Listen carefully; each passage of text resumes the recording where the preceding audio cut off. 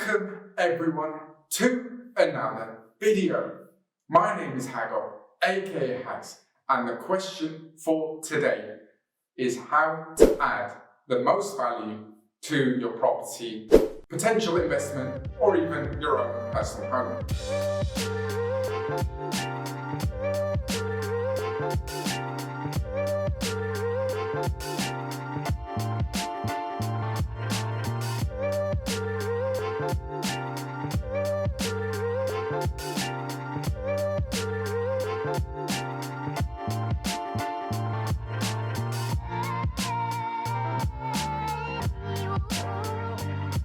I have done 2 other videos on this, but I've got a few other ideas and a few other suggestions that I would like to put across to hopefully maximize the value of the property.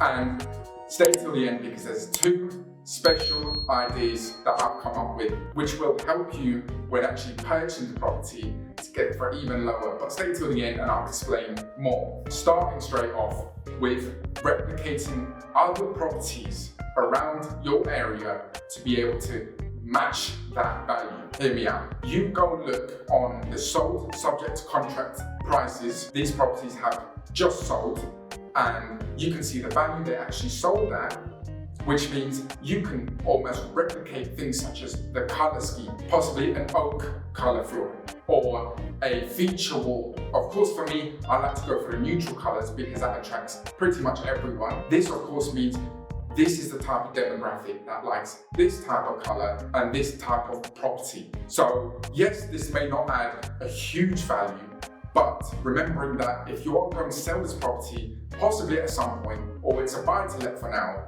and then you want to sell it in the future, it's just going to indicate that replicating that property means you can actually achieve that same price. And this also applies to things such as the layout of the property.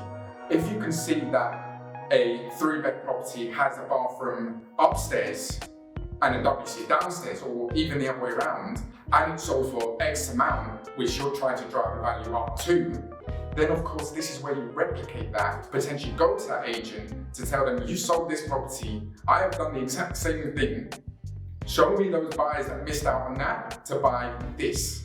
And this ties into, of course, the layout as I've just mentioned. When a property you've purchased is possibly not the biggest in the world, you have to really find ways to maximize the space it has, as of course it doesn't really have the most space. So things such as knocking a wall down between the living room and the dining room to open that up to make a huge amount of space, it wouldn't even cost that much to do. Of course, if it's a supporting wall, you may need to put a beam, but those sort of things can cost around $1 to $2 grand, which means you just opened up the property and made it look even bigger than what it is. And the next thing is potentially adding a loft bedroom.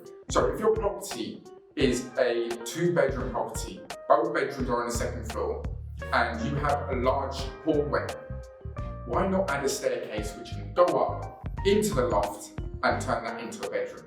If you can keep it in the style it already is, without creating a dorm or anything, I would say that's worth the value.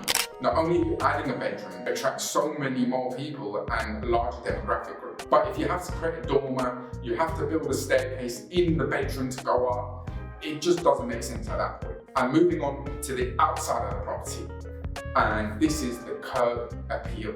The first thing that people are seeing is the outside of the property. If you rented the property, this just makes everything look so much cleaner, looks a lot more modern, and people can see you put a lot of effort in to make this property into a beautiful home. Not only that, the potential driveway. If you have a driveway, of course you want to make that look as clean and sleek as possible. I don't mean dig up the whole driveway and put a whole new tarmac down. I mean just clean it, maybe with a jet wash, just give it a good clean. And here's the last 2 that I mentioned earlier in the video. The first one is structural issues. Now you have to hear me out on this one. So when you're purchasing a property and it has structural issues, the amount of people that just shy away from this is unheard of. With every property, there may be a problem, but there's always a solution. So with something like this, you can get, of course, a survey done, or if you've had good relationship with a builder already, get them down, and if they tell you to get a survey done, get a survey done. The builder can give you a price, and of course how long it will take doesn't really matter as much. But this will add probably the most value out of all of them because you purchase a property for a ridiculously low amount. And this doesn't have to be just the foundations. This can be cracks in the wall. This can be sagging on the window. For example, the cracks in the window, they could just be minor cracks.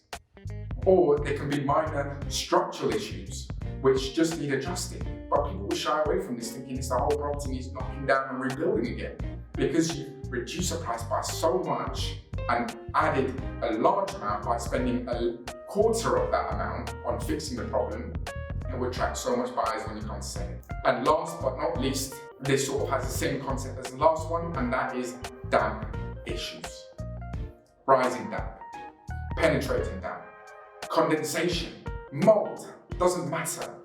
These things can be fixed. Some areas of the UK is known to have damp issues or rising damp issues, so there's nothing new. They all have it anyway. So things like rising damp is not a hard issue to get fixed, and it doesn't cost so much.